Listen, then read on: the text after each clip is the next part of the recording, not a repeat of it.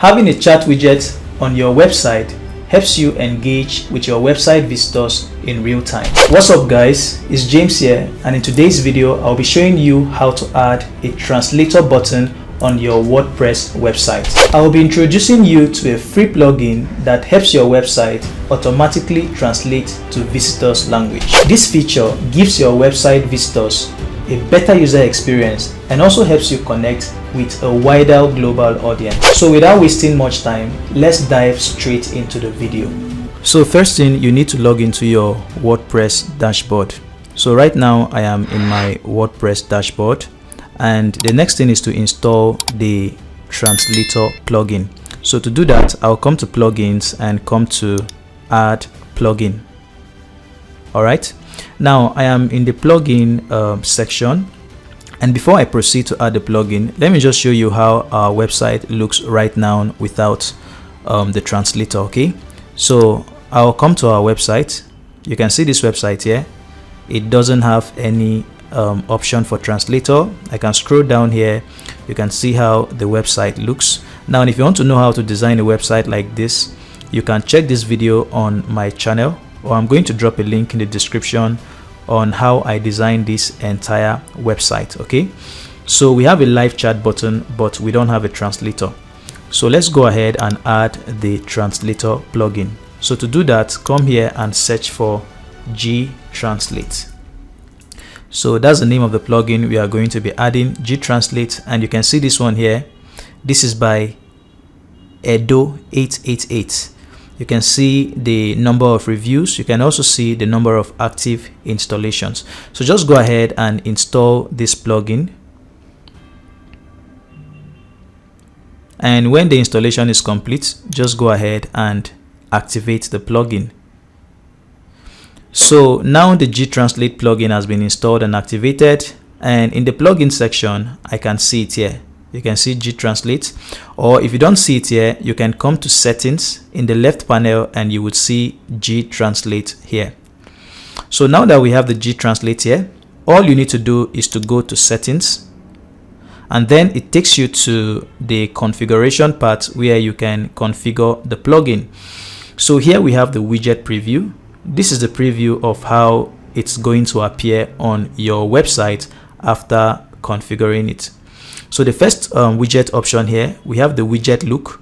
So currently this is float, but I'm going to be changing this to nice drop down with flags. And once I do that, if you look here, the preview would change. So I'll just choose this, and now you can see we have the full language name. So we have Arabic, Chinese, French, and all that. So that's the first thing I'm going to do. Then I'm going to leave these other ones. And when I get to the auto switch to browser language, I'll just go ahead and choose this. I'll check this so it can auto switch to the browser's language.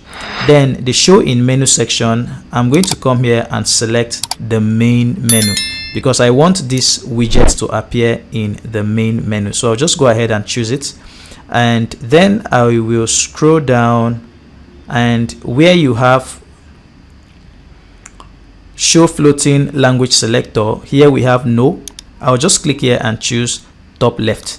This is the position I want the language selector to be displayed. So I'll just choose top left here, and then I will scroll down to this part, the last part where it says flag languages. So here you can just go ahead and choose the specific languages you want to appear on your website. Okay, so by default we have about 6 or 7 languages here. You can see French, Arabic, German, Chinese, and the rest. So if you want all languages, or you want more languages to show, you can just go ahead and select the number of languages you want, or you can click on check all to select all the languages. But I'm not going to be doing that. I'll just go with the default languages I have here, the ones that are selected. So you can see the preview here. And after configuring it and choosing these options, I'll just come here and click on Save Changes. And now you can see my changes have been saved successfully. And now when I go back to this website and I refresh this website, I should have the translator widget somewhere by the top left here. So I'll just come here and refresh the site. And now you can see I have the translator widget on the top left. So you can see how this website looks right now. If I want to test it, I'll click on the widget drop down and I'll choose Arabic. You can see my whole website has been translated to Arabic. You can see the content, everything has changed to Arabic. And if I still want to test another language, I can click here and I can choose Chinese. And you can see my whole website has changed to Chinese. I can click here and choose French.